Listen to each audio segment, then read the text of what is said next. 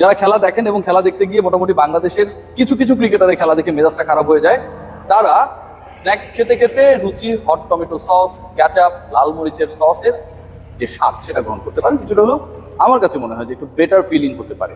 মূল আলোচনায় যেতে চাই, এবং যেই আলোচনায় আসলে অনেকটা ছোটবেলায় এইম ইন লাইফ রচনার কথা মনে পড়ে গেল। এইম ইন লাইফ, কেউ হতে চায় ডাক্তার, কেউ বা ইঞ্জিনিয়ার, কেউ হতে চায় ব্যবসায়ী, কেউ বা ব্যারিস্টার। নচিকেতার একটা গানের কিছু কলির কথা বললাম। এখনকার সময় আসলে নচিকেতা খুব একটা চলে না, একটু পুরনো হয়ে গেছে, ব্যাকডেটেড হয়ে গেছে। এখন মানুষ অন্য কিছু হতে চায়, ক্রিকেটার হতে চায়, সাকিব হতে চায়, তামিম হতে চায়, ম্যাচ হতে চায়। এবং আমাদের এই তরুণ প্রজন্মের কেউ কেউ সাকিব, তামিম, মাশরাফি হবে ঠিকই, কিন্তু যে যত চাক না কেন, যত প্রার্থনা করুক না কেন, যত বেশি মুশফিকের রহিমের মতো হার্ডওয়ার্ক করুক না কেন, কেউ শান্ত হতে পারবে না। এবং আরো একজনের সাথে কেউ চেষ্টা করলেও তার মতো হতে পারবে না, লিটন কুমার দাস। বাংলাদেশ দল বিশ্বকাপ খেলছে এবং এই বাংলাদেশ দলের এই মুহূর্তে পুরো দলীয় পারফরমেন্স কেমন হবে, বাংলাদেশ দল ভালো করবে কি খারাপ করবে, বাংলাদেশ দলের কোন জায়গাটায় বিশৃঙ্খলা রয়েছে, টিম ওয়াইজ কোথায় ভালো করা দরকার, সেই ফোকাসগুলো এখন আর কারোর মধ্যে নেই। না দর্শক, না সংবাদকর্মী, না টিম ম্যানেজমেন্ট, না কোচিং স্টাফ, না ক্রিকেটার। সবার চিন্তা লিটন এবং শান্ত, এই দুই ক্রিকেটার যেভাবে পারফর্ম করছে, যেভাবে প্রতিদিন নতুন ডাইমেনশনে আউট হবার ধরন বের করছে, তাতে আসলে পুরো দলের চিন্তা ভাবনায় একজন ক্যাপ্টেনের প্রতি আরেকজন ওপেনারের প্রতি, পুরো দলকে কিভাবে এফেক্টেড করছেন এই দুজন ক্রিকেটার, পুরো দলের মেন্টালিটিতে তাদের প্রভাবটা আসলে কতটুকু বেশি, সেটা যদি আমরা দেখার বা বোঝার চেষ্টা করি তাহলে এটা ক্লিয়ার হয়ে যাবে। লিটন কুমার দাস এদিন আউট হয়েছেন, 6 রান করেছেন 75 স্ট্রাইক রেটে। সাকিব আল হাসানের অনেক বড় ভক্ত হয়তো, যে কারণে আউট হওয়ার সময়ও তিনি নাম্বার 75 কে মাথায় রেখেছেন, স্ট্রাইক রেটটা যেন 75 থেকে উপরে না যায়, নিচেও না নামে। আউট হয়ে গেছেন আর্শদীপ সিং এর একদম ভেরি ফার্স্ট বলে। একবার খেয়াল করে দেখবেন যে এই লিটন কুমার দাস একই টাইপের বলে সবসময় আউট হন। গেল কয়েকবার তিনি বোল্ড আউট হবার ক্ষেত্রে যেভাবে উইকেট ছুড়ে এসেছেন, বিলিয়ে এসেছেন, বিসর্জন দিয়েছেন, যেভাবে আমরা সেটাকে আলোচনা করি না কেন, সেটা হচ্ছে ইনকামিং বলস। একজন ক্রিকেটার যে ইনকামিং বলটা খেলতে পারেন না, বাংলাদেশের লিটন কুমার দাস, বাংলাদেশের মোনালিসা নাজমুল হোসেন শান্ত, তিনি যখন সংবাদ সম্মেলনে আনুষ্ঠানিকভাবে ঘোষণা করেন যে লিটনের থেকে বেটার অপশন থাকলেও লিটনই তার চয়েস, লিটনকে নিতেই হবে, ঠিক তখন সেই ক্রিকেটারের দুর্বলতার জায়গা, দুর্বলতম দিকগুলো পুরো ক্রিকেট বিশ্বের কাছে ক্লিয়ার।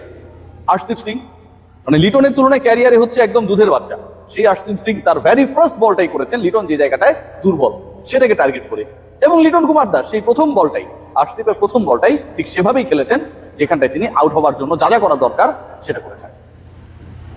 বাংলাদেশের ক্রিকেটে এই যে লিটন কুমার দাস, নাজমুল শান্তরা এভাবে আউট হচ্ছেন, লিটন কুমার দাস, নাজমুল শান্তরা টেস্ট স্টাইলেও টি-20 খেলতে ব্যর্থ হচ্ছেন, সেটা আসলে অন্যদের কি বার্তা দেয়? আমি ওভারঅল ডিসকাশনে যাবার আগে একটু ক্যাপ্টেন শান্ত সম্পর্কে বলতে চাই। 5 বল খেলে 0 রান করে তিনি আউট হয়ে গেছেন। 2024 সালে আমার টি-20 ক্যাপ্টেনের স্ট্রাইক রেট কত আপনারা জানেন? টি-20 খেলা, যেই খেলায় 200 স্ট্রাইক রেট, 150 স্ট্রাইক রেট এখন হামেশা বড় বড় ক্রিকেটাররা, ফিনিশাররা, টপ অর্ডার ব্যাটাররা মেইনটেইন করে চলছে। 2024 সালে যেটা আরো অনেক বেশি আকাশচুম্বী হয়েছে আইপিএল এর সুবাদে, সেখানটায় আমার ক্যাপ্টেন স্ট্রাইক রেট 2024 সালে 97। অ্যাজ দ্য ক্যাপ্টেন, যাকে ক্যাপ্টেন বানানো হয়েছে, যিনি ক্যাপ্টেন্সি রোল নিয়ে বিশ্বকাপে এসেছেন, তার স্ট্রাইক রেট হচ্ছে 105। আমি রিয়াসাত আজিম যখন এই কথাগুলো বলি, এগুলো তো আমার বানানো কথা না, এগুলো স্ট্যাটিস্টিক্স। ক্রিক ইনফোতে, ক্রিক বাজে গেলে, কিংবা যারা সমীকরণ নিয়ে কাজ করে সবার কাছে যেগুলো মুখস্থ, যখন এই কথাগুলো বলি তখন অনেকেই, অনেক বড় বড় হত্যাকর্তারা, তারা নাকি বলে যে আমি বেশি বেশি কথা বলি, আমার অ্যাক্রেডিটেশন বাতিল করবে, বিসিবিতে কিভাবে ঢুকি, এই নিয়েও তাদের টেনশন। সেই টেনশন আমি দূর করবো, নো ওয়ে। এই ঘটনাগুলো ঘটুক, ওয়ার্ল্ড কাপটা শেষ হোক, নিশ্চয়ই এই ব্যাপারগুলো নিয়ে আলোচনা হবে। রিয়াসাত আজিমের সাথে মানে টেনশন করছেন তো, আলোচনা হবে, ডেফিনেটলি আলোচনা হবে। কারণ আমি যদি ভুল বলে থাকি, আপনারা আমাকে অ্যাটাক করতে পারেন, আমার নামে আরেকজনের কাছে গিয়ে কমপ্লেন করতে পারেন।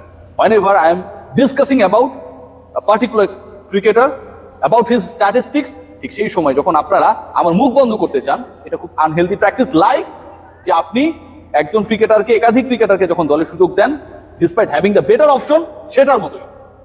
খেয়াল করে দেখুন, আজকে 0-তে তিনি আউট হয়ে গেছেন। ক্যাপ্টেনের স্ট্রাইক রেট ক্যাপ্টেন হিসেবে 105, 2024-এ 97। সেই তিনি দলকে কতটুকু মেন্টালি ফ্রি থেকে ক্যাপ্টেন্সি করতে পারছেন, নেতৃত্ব দিতে পারছেন। আজকে প্রশ্ন তোলা হবে, বলে দেওয়া হয় যে আপনারা অপশন দেখান। ইয়াস, আমি একটু অপশনের কথা নিয়ে আলোচনা করতে চাই। নাজমুল হোসেন শান্তর অপশন কি নাই বাংলাদেশে? ব্যাটিং ওয়াইজ আমি বলবো না, Shanto is a better batter, but captaincy কথা যদি আমরা বলি, নাজমুল হোসেন শান্ত যেই ক্যাপ্টেন্সি পাবার পর সবচেয়ে বেশি গুলিয়ে ফেলেছেন, প্রেসারে পড়েছেন, স্বীকার করুক আর না করুক, এটা আমরা সবাই দেখছি। সেই নাজমুল হোসেন শান্তর কি জায়গায় অন্য কাউকে ক্যাপ্টেন বানানোর অপশন বাংলাদেশের কারো কাছে ছিল না? অবশ্যই ছিল। আমরা সেই অপশনগুলোকে কাজে লাগাইনি। এই মুহূর্তে যেই ছেলেটাকে আপনি ভাইস ক্যাপ্টেন বানিয়েছেন, তিনিও তো ক্যাপ্টেন্সির একজন কন্টেন্ডার।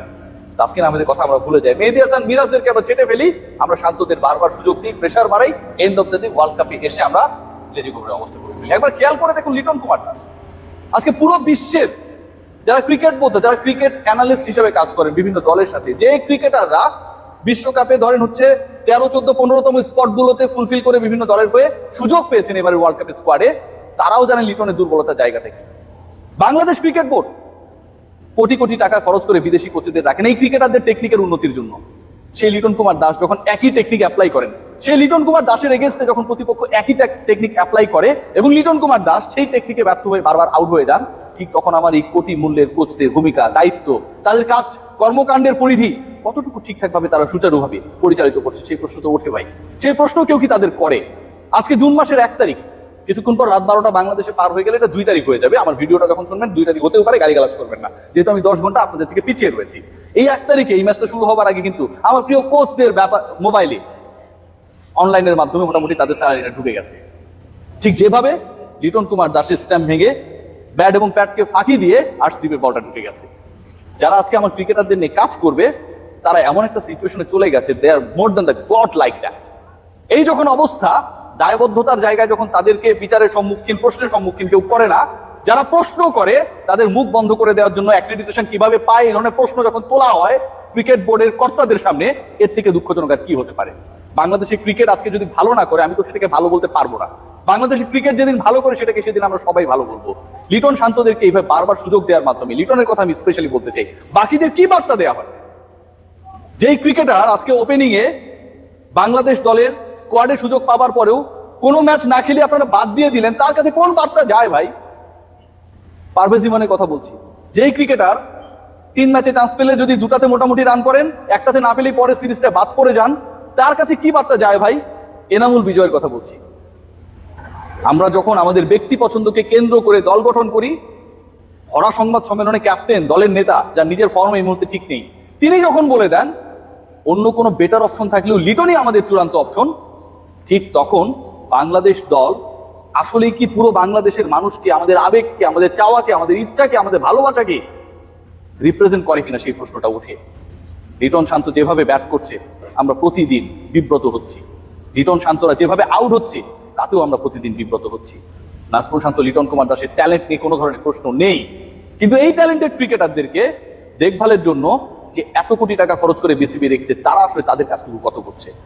লিটন কুমার দাস একই স্টাইলে প্রতিদিন আউট হয়ে যাচ্ছে, অথচ ব্যাটিং কোচ বছরে বছরে আমার বিসিবির কোষাগার থেকে বড় একটা অ্যামাউন্ট, ডলারের রেট এখন সরকার 60 টাকা বাড়িয়ে দিয়েছে, 60 টাকা বাড়িয়ে বাড়তি 60 টাকা যোগ করে বের করে নিয়ে যাচ্ছে। আমরা এমন এক সিচুয়েশনে রয়েছে যখন আমাকে ভিডিওর ইন্ট্রোতে বলতে হয় যে কেউ চাইলে হয়তো সাকিবও হতে পারবেন, মুশফিক হতে পারবেন, তামিম কিংবা মাশরাফি হতে পারবেন, শান্ত বা লিটন হতে পারবেন না। এতভাবে ভালোবাসা, এত ডাইমেনশনাল ভালোবাসা, এত প্রগাঢ় ভালোবাসা জ্যাকো রোজকে ভালোবাসতে পারে টাইটানিক কবুতর, যেভাবে আমার কোচ চান্ডিকা হাথুরু সিংহে বারবার ব্যর্থদের বুকে টেনে নিয়েছেন, ভালোবাসছেন এবং বিশ্বকাপের মূল মঞ্চে এসে তাদেরকে প্র্যাকটিস করার সুযোগ করে দিচ্ছেন। Take great care.